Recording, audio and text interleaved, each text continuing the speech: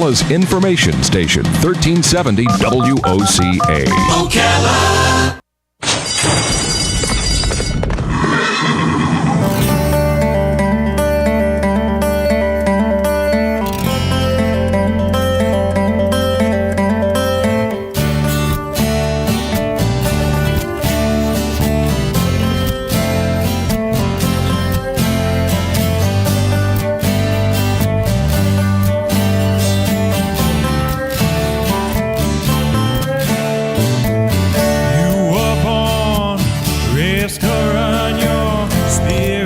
All right, 25 minutes before 10 o'clock. You know, there's a reason this mall is called the Paddock Mall. There's a reason there are metal sculpted horses here at the Paddock Mall. It's because this county became famous for her horses, and yet many of us who live here really never understood what this was all about, and we really never understood that there was a lot of opportunities for us to educate ourselves. So this show was created by the folks at the Equine Alliance of Marion County, heard each Friday here on WLCA. The show is called Horse Sense, and today your hosts are Mark Shuffett, Barbara Feitos, and Dory Morgan. Good morning to all three of you. Good morning, Larry. Thank you for coming in. Yes, sir. You look good in the high stools. I like it. I like these new stools. These are much better. Is that what they mean by they were going to give me a raise? Oh, is that what you meant? That's great. Yeah, this is you look around, you realize this is very much a horse-influenced community, isn't it? Mm-hmm. Yeah, I was just looking at the horses you were talking about. Remembered when they used to be inside the mall in a fountain. In a fountain. Yeah, I remember that. I like them better outside. Do you? Do you like? I remember when they were colts. Oh, just a little joke. Okay. I had to take a chance. I wasn't sure I was using the right word. A colt is a baby horse, right? Yeah. Well, there's one out there now. There is a foal out there. Foal. Yeah. Foal is the word. Okay. Yes, sir. Yeah. So what is a colt? What's the difference? Educate me on that. What is A colt? a colt and a foal? What's the difference? Well, a foal is a generic term for a baby. A colt is a male. A gelding is a castrated male. Oh, okay. And a filly is a female, and a mare is a female. But they're all babies? No. No, the foal's the baby. Foals are all babies. Foal is a general term for babies. And a colt is a male baby. Yes. Is there a word for a female baby? Filly. filly. Oh, Philly. Okay. Like Philadelphia. Okay. No. No. Not If that's how you remember it, that's fine. yeah. So we've got a lot of stuff going on. What kind of things are you going to tell us about today? Oh, we're going to have a great conversation today on horse bits, on all of the activities that are still going on in the horse community. Some of the major events obviously are already over with, but last week's show was fascinating about the Arabian horse, and Frank Hennessy, as we speak, is showing in Las Vegas. Is that right? Left Wow. for Las Vegas on Tuesday, and he'll be back over the weekend. But there's still activities going on, obviously here and all over the country, for the different breeds that originate here in Ocala, Marion County. We'd first like to give special thanks, as always, to our sponsors, Florida Thoroughbred Breeders and Owners Association. They have an upcoming event on Derby Day on May the 3rd at the Ocala Hilton from 4 to 7 p.m. It's going to be all things Derby at the Hilton. Tickets are $50 a piece. Seating is limited, so you want to make your reservations very soon, calling FTBOA. So Derby Day is always the first Saturday in May. Mm-hmm. Okay. All right. Right. Yep. And for those that don't have the privilege or the need, quite frankly, of going up to Kentucky, and it's very limited in terms of the seating up there as well, we do a lot of activities here in Ocala to commemorate that very special day. So join FTBOA for all things Derby for their Derby party on May the 3rd. And of course, it sounds like a great time. And of course, our wonderful photographers, Images by Elle, DeMarco, Lou, and Lydia, who just do an incredible job with their equine photography and all kinds of photography. But they have been so wonderful to us in terms of focusing on the things that we're talking about with the Equine Alliance. Of course, Elmara Arabians, who were featured in our show last week, and Infinite Natural Day Spa right off the square on South Magnolia. doing all things wonderful as far as any kind of spa treatment imaginable. Even they have equine treatments for those horsemen and horsewomen that may need some of those adjustments, some of those massages and whatnot. And we're introducing our newest sponsor today, American Payroll and Benefits, my dear friend Wes Butler, and they provide extraordinary payroll processing services. But in addition to that, especially for small businesses, and in addition to that, all of the wonderful and then required insurance that you need to carry, like workers' compensation and all those kinds of things. So we are very, very proud to have them as our newest sponsor for the Equine Alliance and for this show today. And of course, the Blue Jays Band, who are the composers of our wonderful theme song. So at this point, we're ready to have our conversation. I'm going to turn it over to Mark and Dory. All right. Okay. Thanks. I think before we do that, isn't the day spa people, if you mention Equine Alliance. Yeah. They're having a special. Don't they have a special? Some special. Tell them you found out about them through us. Yes. Yeah. And Yes. There's a discount. $15 off, I think. 15%, I think, off, sir. Is it $15 or 15%? One of them. Look on our website. and $15. It's $15 $15 off off. the service. And by the way, our website is equineallianceofmarioncounty.com. Okay. So if you look at Equine Alliance and MarionCounty.com, you'll see all our sponsors listed there. And Lou and Lydia DeMarco are truly incredible photographers. They told me that when they came to us. But all photographers tell you that. And it's been a neat story. We were looking for some help to photograph these things that our Equine Alliance group does. Uh-huh. Put a little thing out on, what was the Craigslist, right? Craigslist, Put a little thing out, a little announcement on Craigslist. Hey, we're looking for a photographer, blah, blah, blah. And so Lou and Lydia sent in something. And so we'll try them out. So we met them, and they're great people. And the stuff they've been posting, go to our website and look under photos, and you'll see the photographs that they've been posting of the different events. Oh, neat. And they put some stuff up on their Facebook page, or Lydia's Facebook page, where they went with Florida Thoroughbred breeders down to Tampa last weekend, and the pictures there, and I've been in the horse business all my life and have seen lots and lots of photography, and the pictures they had there were just amazing. They looked like oil paintings. I don't know how you get a digital camera to do what they made that thing do. They're just incredible. Yeah. So if you like horses and want to see some pictures of some of the stuff that we do, check us out on our website. Okay. All right. And I'm on your website right now. So there's a video at the beginning of it. There's a horse, with like a black nose and a white other part of his head. Can you identify a horse just by the markings, the color? Oh, absolutely. Yeah, okay. It's almost like fingerprinting. I mean, they describe all the markings on their pedigree, registration papers, and it's a way to mark the horse and identify it using that, their cowlicks, their whorls in their hair, all their markings on their face, their legs. No two horses are alike. Oh, wow. So what is the horse that somebody might buy just for fun? Let's say they say, I'm not really into this for making money. I just want to have a nice horse to ride around on. Is there a breed that's better for that? No. Need more information. Oh, that wasn't enough information? I mean, I was just at a farm the other day, one of my customers, and she probably has 20 horses there that she uses for just backyard fun. People come to the farm. She goes trail riding, and I think she's got every breed there. I mean, she just kind of comes across them. She has Morgans, Passos, Thoroughbreds, Appaloosas. She just had one of everything. So really, it's an individual horse. I mean, yeah, each horse has something they specialize in. Right. And so you have a tendency to gravitate towards that if you want to do a particular event, but every horse can do pretty much everything. Does a group of horses establish like a leader among them? Is there? Absolutely. Oh, really? Just like people, you're always going to have a dominant introvert or extrovert, and you're going to have an introvert. They all have personalities. And do you, as a horse owner, use that relationship? Do you say, I need to get the leader to come because then the rest of them will come? Is that something, Yeah, if you can get one to come to you, if there's a group of them in the pasture, they're all going to follow.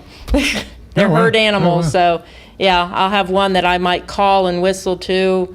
I mean, years ago, I had Clydesdales, and I had a Clydesdale who was the dom. They all loved him, and if I could get him to come into the barn or go in the horse trailer, all the babies would follow. So we would use him with the thoroughbred babies, and the foals that didn't know how to load in the trailer, we'd load him in, take him out the front door, load him in the back door of the trailer, and take him out the front, and all the babies would go in and shut the doors. Makes it easy, right? Made it very easy. Yeah, they're very gregarious Yeah. in nature, and they look for that herd bonding. But so yeah, you as a horseman or horsewoman, you use that to your advantage. You don't want to go grab the one that's we call that pecking order. So don't go grab the one that's at the bottom of the pecking order and take off to the barn, because the rest of the horses don't care. Oh, that's funny. And a lot of the old ranchers, they would take a particular horse, and one of their older established horses that knew the ropes, and he's the one that's going to train some of the others. Tricks too? Do they learn tricks from each other? Yeah. Oh, really? So I had two dogs. I had my dog, and then I was babysitting a dog. And the dog I was babysitting knew how to get the cat food off the counter. And then my dog suddenly learned how to do that. Oh, yeah. So yeah, they learn tricks, right? Especially if there's food in it, right? Oh yeah, always. Well, Any animal food sure. is the driving factor. Oh, really? So you have little like horse cookies or something? Yeah. And what are they made out of? Usually molasses, oats, corn, Oh, really? peppermints. They love peppermints. I have some horses that just love anything. You can give them apples, carrots, but anything, cookies. I mean, they'll eat them. But I guess you don't want us, the general public, to be at the fence feeding horses, right? With carrots and things like that? Correct. Correct. Yeah, Because I they wouldn't do think. bite. I mean, they have teeth, and Because you don't know what they're feeding your animal, you don't too, know right? what you're feeding them. Right. So I would prefer, strangers don't come up and start feeding my horses, without permission. Without permission. We don't want you or the people on the side of the road to Yeah. get bit, and then we really would like to know What the heck they're feeding them, right? They're feeding. what the horse is eating. Wow, are you liable if they do get bit? Is there insurance? There's a state statute that all these horse farms have posted that says working around horses is inheritably dangerous. Have you ever- Be forewarned. have you- And that's a state statute. So they're saying, just some of these activities that we do are just by their nature, they're just dangerous to do. Now, to my knowledge, that has never been tested in a court of law, but it's also called an attractive nuisance. That's one reason, not the only reason, that's one reason you see double fences around farms. So I've got a horse in a paddock, and in between that paddock and the road, I may have 15 feet, Yes, and then I've another noticed board that, yeah. fence.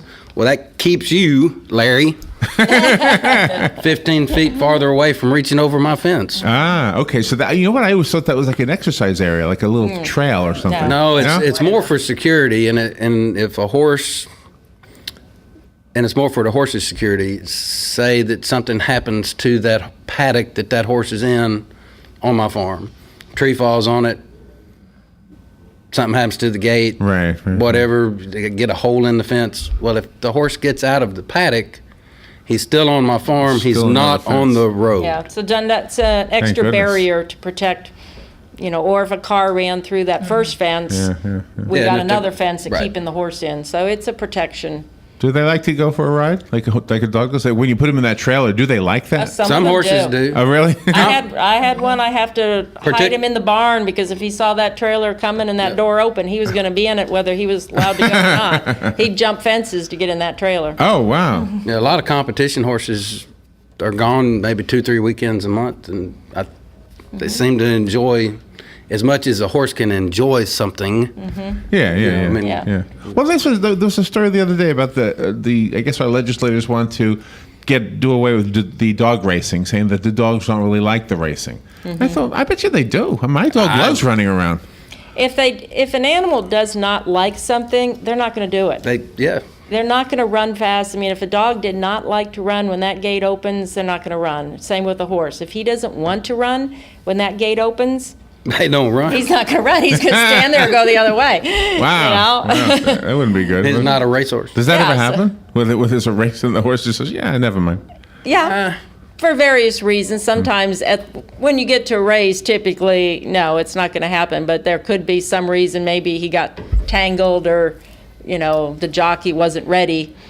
So sometimes you do hear the term, he got left at the gate, and he gets a very slow start. Well, speaking of racing, Yes. we stand here and BS all morning and never get nothing said. Speaking of racing, Barbara started talking a minute ago, and we said Florida Thoroughbred's got a derby party, and we said that's the first Saturday in May. Uh-huh. And a couple of things that we wanted to hit on today was OBS, Ocala Breeder Sales, is having an April 2-year-old in training sale this month. And the Under Tack show actually starts Tuesday. Well, that's where the horses that are in the Kentucky Derby and the Preakness and the Melmont are all 3-year-olds. So they have to be 2-year-olds before they can be 3-year-olds. Okay. Just like math. Do the math. Yeah. So anyway, this is where they start. So Dory, what's going on with the Under Tack show, and where are these horses headed, and who's buying these horses? So we got the Under Tack show starting this week, and we have people coming in from all over the country and all over the world. A lot of Koreans will be here, people from Japan, England, Oh, wow. New York, Kentucky. I mean, so they're here to watch these horses, what we call breeze, which means they're running and being timed on the racetrack. And they will be under tack, timed, so that somebody can watch them, time them, and say, okay, do we think this horse can run before I bid on it, at the following, when the sale actually starts. So that is what's, and it takes quite a few days to breeze each horse one by one. So people will be out there. And all those horses are videotaped, and the videotape is put up on OBS's website, so people who maybe couldn't be here, but they're bidding by phone, they can watch the horse on the website running. Wow. Well, so the people who are coming from all over the world, they must know what they're looking at. If they, Oh, absolutely. There's a lot of money in that, Well, right? you get what's called a sales catalog, and this one is probably, there's 2 of them, there's about that thick. And that comes out several weeks ahead of each sale. And so when that gets to the house, like my husband, he will sit there and study that and mark it, and they put little Post-it notes of each horse they want to look at. Uh-huh. They'll study it like it's the New York Stock Exchange ticker tape. Well, it is to them. It is. It's business. Yeah, And yeah. they will read each page, study it, mark it, and say, okay, these are the horses I really want to look at. Because everybody's looking for something different. Right. Some horses like to go short, some horses like to run long, some horses like to run on the grass. So you're looking at that catalog page, the bloodlines, to say, what does this horse like to do, and what do I want to buy? So everyone, luckily, has something different they're looking for. So this is one of the biggest in the country for the 2-year-old in training sales. It's probably the probably is the probably big the premier 2-year-old in training sale now in the world. Local people can go watch. There's no charge for any of that stuff. And if you want to go to the breeze shows, there's no charge for that. So you can go sit in, and there's usually not like thousands of people out there watching the breeze shows. There's the people that are out there doing their business, and Yeah, right. and you're welcome to walk out and sit in the bleachers and watch these horses work. So you'll see some, future superstars. Florida's big for spring training for baseball. I'm a big baseball fan, so I like all things baseball. But we are just as important for thoroughbred spring training or fall training. In that case, these animals get sold as yearlings across the country. 80 or 90% of them end up training in Florida. Is that right? Yeah. And of that 80 or 90 in Florida, how many over here in Marion County? Most of them. Most of them. Oh, wow. Yeah. Most of them. Yeah, with the training centers around, and then they go back out this time of year, April-ish. Then those horses start moving out into the world, and they, start going to different tracks, and that kind of stuff. So you will get to see, you're likely, if you go to OBS and watch some of the sale or some of that breeze show, you're likely to see some future stakes winners, if not future, Triple Crown race winners like the Preakness, Belmont, the Kentucky Derby, that kind of stuff. So the average person who has a visitor to the area and says, why are there so many horses here? The average person will say, there's something in the grass. But also the weather. I mean, wouldn't it be just as nice in Citrus County? I mean, it seems like we're pretty close. Or anywhere else in Florida. Why is Marion County unique in that way? Well, no, it's not the same in other the grass counties. and the Really, we've got a very unique. It's very unique, really. and then also the infrastructure. I mean, we have the facilities here that were built because of those first founders that, found that the grass and the aquifers are so great here. I mean, for grazing purposes. Right. And now you have all these barns and farms built here. You have all the feed stores. It's all right here, close by. So and now you've asked the question, which is why we formed our Equine Alliance group and our Horse Sense, that's what we exist, is to answer that question. Yeah. One, Marion County sits on top of a huge limestone aquifer. And so as it rains and as the water filters through into the aquifer, it's catching calcium through the limestone. The grass can also use the limestone and components of the calcium to grow. There's a phosphorus ridge in Marion County. It's over on the western part of the county, and so we've got naturally occurring phosphorus in the soil that is also present in the grass. Two very important elements for horses to grow. It's calcium and phosphorus. So they're here naturally. The weather, the sun, vitamin D from the sun, the babies are born in the wintertime. It's cold everywhere else but here. Right. Or cold and rainy. When the babies are born here, right after the first of the year, January and February, they can go immediately out to the pasture. Oh, wow. So that makes us a natural, right? And many, like our babies, are born out in the pasture. I mean, we do it all natural. Where, up in Kentucky, it's cold. You don't want some newborn being out there immediately in that snow. It's not so much the snow. I mean, it is the snow a little bit, but it's wet. If you get wet, if the baby gets wet, they can't. They're just like people. They spend a lot of energy trying to keep warm if they're wet, and it's 40 degrees and raining and they're wet. They spend a lot of energy trying to keep warm. Well, they're also trying to grow. They're also trying to build their immune system, not be run down. So you don't turn them out in 40-degree rain. Yeah, it makes sense. You keep them in the stall. Well, down here the same day, it's probably not raining, and it's probably not 40 degrees. And if it's 40, it won't be raining. It'll probably be sunshine. Yeah, right. So what we'll do is on the 23rd of this month, which is during the sale, Dory and I are going to host a power lunch at OBS.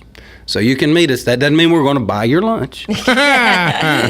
Lunch is on your own. That means you can meet us at OBS, and we're going to go through and explain a lot of that stuff about the sale, like what's the catalog for, what does all of that information in the catalog mean, and then walk the grounds a little bit, see some preview stuff, and talk to a couple of the consigners that are selling horses out there. We've got 8 or 9 people signed up so far. There's no cost. You can either eat lunch before you come, or if you want to bring a bag lunch with you, you can, or if you want to buy lunch at OBS, they have a lunch counter, Horseman's Lounge, where you can buy lunch and a barbecue or hamburger or whatever. But we'll meet out there at noon. But if you want to come, let us know by sending an email to horsesenseocala@gmail.com. Okay. And give us your contact information. Okay. Name, address, email, that kind of stuff. Okay, horsesenseocala@gmail.com. At gmail.com. Okay. .com. At gmail.com. Gmail.com, yes.